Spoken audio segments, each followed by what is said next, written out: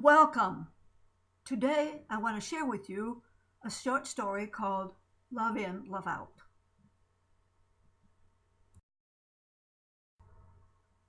The inside of the cruiser was pure luxury, smooth and streamlined. And unconscious, Luke started to wake up. His hands and feet were tied in front of him. His long brown hair covered his sensitive baby face. Shaking his head, he woke up and tried to sit up. He was agile and the nerd type in his middle 30s.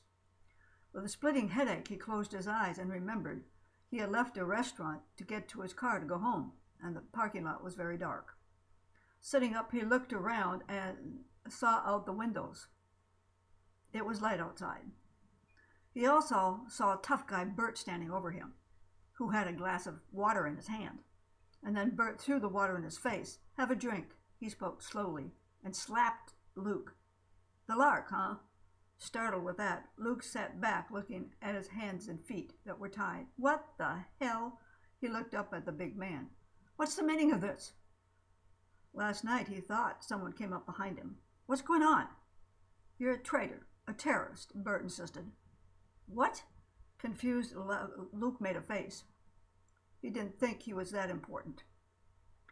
Then Mike and Cynthia came down the stairs into the salon.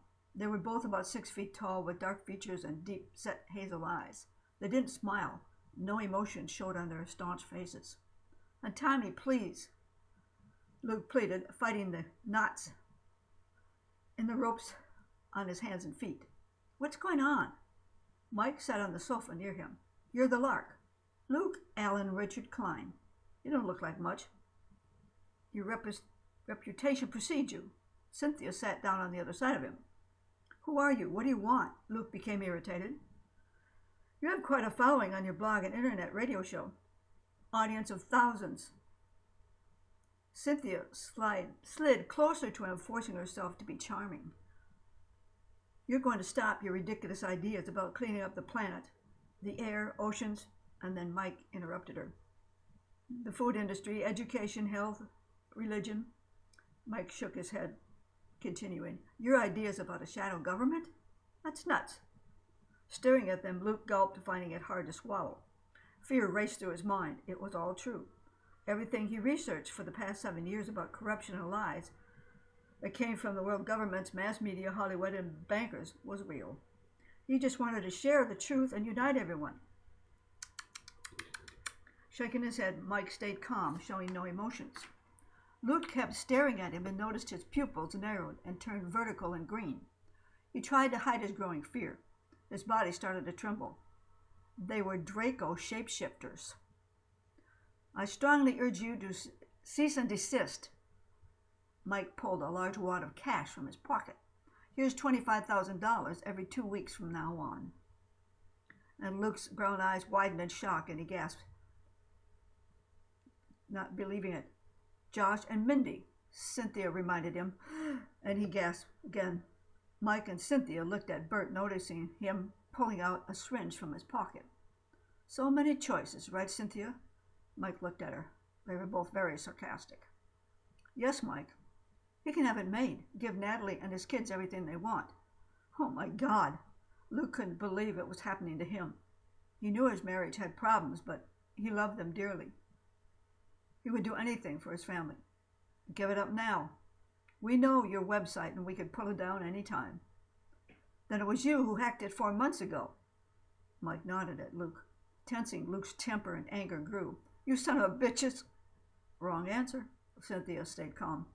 "If you don't stop your terrorist affairs, your family is history," Mike added.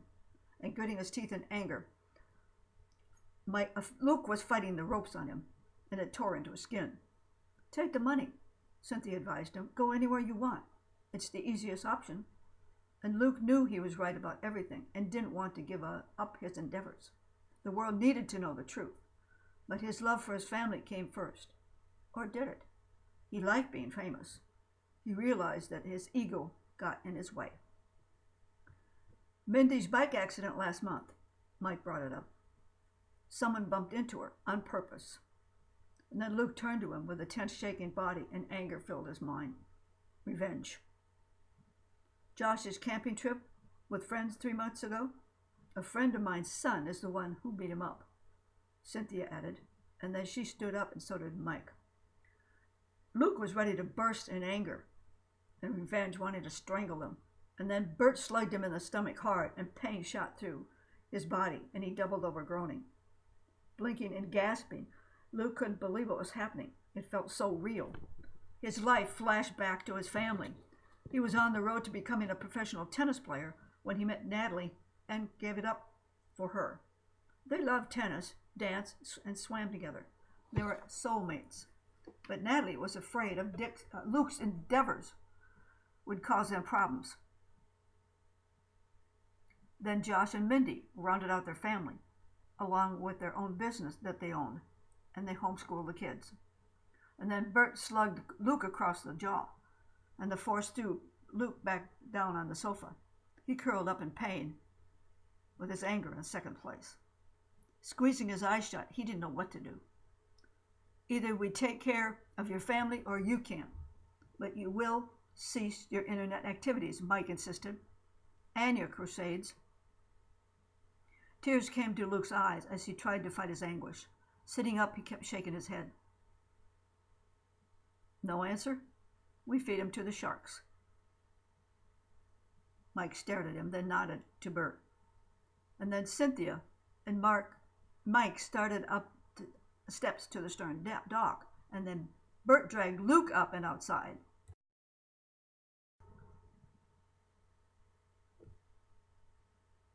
The cruiser was anchored off the coast near Pensacola, Florida. Shaking, Luke felt his heart pumping and talking to him. Love out, love in, love out, love in. Luke tried to fight him, but Bert dragged him out, up, back, and towards the end of the deck. Mike and Cynthia watched him. No more internet, no more radio or blog. No more investigating, reporting, and rallies about your nonsense. Mike kept shaking his head at him. It's all true, isn't it? Luke stared at him. Bert held him tightly and pulled out a knife. You can't stop it. I'm not the only one. And Mike just shrugged. Agenda 21, TPP is now operational. And Mike kept a stern face. And you will be history. No more family. Luke couldn't stop shaking and hurt his heart again. Love in, love out. Love in, love out. It was pumping. Love in, love out. He knew he had to give in to it. Tears filled his eyes. He forced himself to breathe deeply and calm himself. His vision filled pictures of Natalie, Josh, and Mindy. He had to let his love engulf him and his family. His breathing became deep and slow, trying to stay calm and at peace. He felt his love growing and knew it was the answer. Slowly he opened his eyes, staring at Mike and Cynthia. And then Bert made a deep cut in his right palm. And flinching, Luke tried to soften his stare at Mike and Cynthia. He cocked his head, looking for the good in them. His still body started to vibrate love, and he sent it over to Mike and Cynthia. You have beautiful eyes, fantastic, strong bodies. He smiled at them. And then Bert held his hand over the side of the cruiser where the blood dripped into the water. You're really gorgeous. Good-looking couple. I love you. Can you feel that love? And then smiling, Luke complimented them. Mike and Cynthia twitched and didn't understand what was happening. Puzzled, they stared at each other and didn't like it.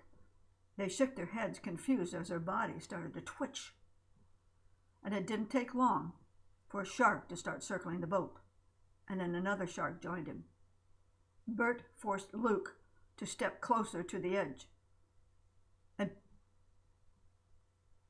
tried to push him in the water along with two sharks. And at peace, Luke's eyes closed and knew the key was receive love, give love. What the?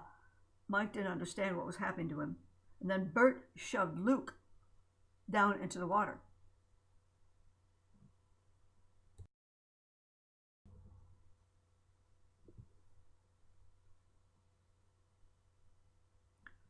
Luke closed eyes, opened quickly, as if waking from a dream. His brown eyes sparkled with peace and love throughout his spirit. He was a fifth-dimensional light being and realized 3D was the dream. It wasn't real. Along with serving the universe as a teacher organizer, he had unlimited access and could manifest anything and go anywhere he wanted. His humanoid body was made of silicone and crystalline and had vibrations of light, colors, and sound. His consciousness felt the thoughts and feelings of love all around him. The universe of all colors, vibrations, and sounds surrounded him. Then he felt an even stronger love and thoughts that penetrated his soul.